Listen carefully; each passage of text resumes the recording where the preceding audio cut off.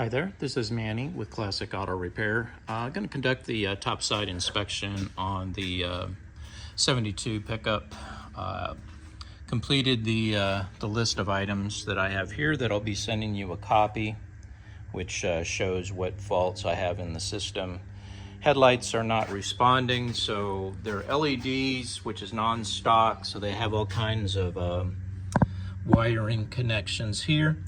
And the fault may be in the headlight connection, the headlights themselves, or the dimmer switch is loose down there at the floor, so possibly the connections or the connectors inside are not allowing the circuits to complete, or it doesn't have power at all going to the headlight circuit. So I have some diagnostic time listed to see if I can find out what the problem is there. Going down the list, brake light's good, park lights are good, license plate light. There's no plate light, and you'll get pulled over if you drive this thing at night without a plate light. So I'll install two studs that go here with LED lights. It'll direct the illumination down below, and I'll wire that into the park light circuit so it activates with the headlight switch. That's listed on there as a fix. Dash light's okay, turn indicator's okay, wipers, horns, seat belts, tire wear, air pressure's good, belts look good, hoses, brake fluid, antifreeze, power steering fluid, trans fluid, PCV valve, air filter, spark plug's new, fuel filter's in good condition, battery test is good, brake wear is good. So on the diagnostics of the motor, as you saw in a previous video, I have the truck running now, and I've connected a fuel pressure gauge. I would recommend having this installed or kept on the truck. I use this tool to tell me if there's pressure going to the carburetor. Without it, which it had 0, it immediately told me I wasn't getting fuel pump pressure. Went in, checked the fuse was blown on the fuse block. Put a beefier fuse in it, and so far it's holding. It needs to go through some road tests, but as of right now I've done multiple starts and stops, and the engine is responding and starting right up.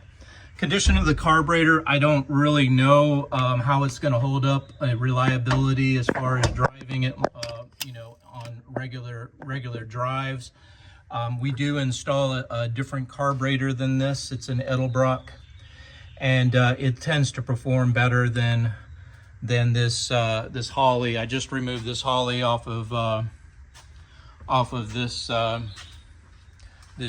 Challenger over here and did the same thing. It improved responsiveness, starts and stops, hot starts were all improved with changing out the carburetor. But as of right now, because I have not road tested it or run it on any kind of circuit routes, it's not something I can say one way or another as far as the condition so far. I knew it was an issue when I first started. The needles were stuck and it was causing a flooded condition, but I was able to get that to release by tweaking some of the things on the carburetor, kind of getting it to respond. I just don't know how it's going to perform long term as of right now. All right, so what I did is I put my time involved in getting the engine to start and stop the way that it should. There's the pricing on that, and you're looking pretty good there. So that has a description of what I did for the carburetor. Moving on to the battery cable connections. They're a weak connection here, which is going to cause you a lot of electrical problems on this very electrical accessory truck. It's got a lot of different systems relying on power, and you've got this is what I would consider a weak contact terminal. It doesn't make good contact to the battery post and is prone to overheat. So as you can see here, I can pull the cable right out. That's one of your ground straps cables, and is critical that have a good connection. It's loose on the terminal crimp, and the other one is just as loose, and the whole thing is moving around here. So my recommendation is to put a multi-port block here with set screw lockdowns, which will give better contact.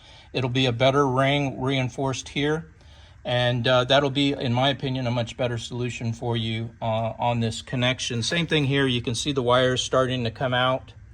I just don't think these connections are as good as they can be, so I would recommend putting a couple of battery multi-port posts on this, and that'll fix a lot of future problems with your electrical system. Let's see.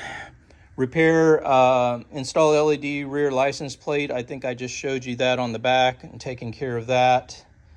Headlights to diagnose. This is diagnostic time, which allows me to figure out what the problem is and then come back to you with the repair options. The diagnostic fees 100% apply towards the final repair bill.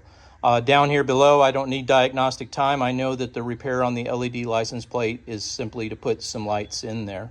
I know on the electrical, there's no diagnostics because it's just replacing the battery cables. All right, so that's where we're at on that. Overall, it's a good truck build. I think it's well done. And like I said, I can't drive it yet because I needed to get the fuel system kind of tweaked and figured out. And then I'll be sending you the estimate, which I'll need signed so that I can have a release to drive the truck and get it on the road. I'm not really going to be much of a resource for any of the customization, like the air ride system, leaks, the stereo, the doors with no handles on them. This is not what I do here at the shop, so you'll have to find another source if you're trying to kind of get some of these other little items finished out on your project. I try to do mostly stock repairs when I can here because it's something I do all the time, and I don't like to experiment on customer vehicles. So when you get a custom truck like this, a lot of customization that wasn't original, I have to be careful of what I will work on and what I can get approved to work on, and then we kind of go from there. All right, well, this is Manny with Classic Auto Repair. Hope you enjoyed the update. I will be back in touch shortly. Thanks for watching. Bye.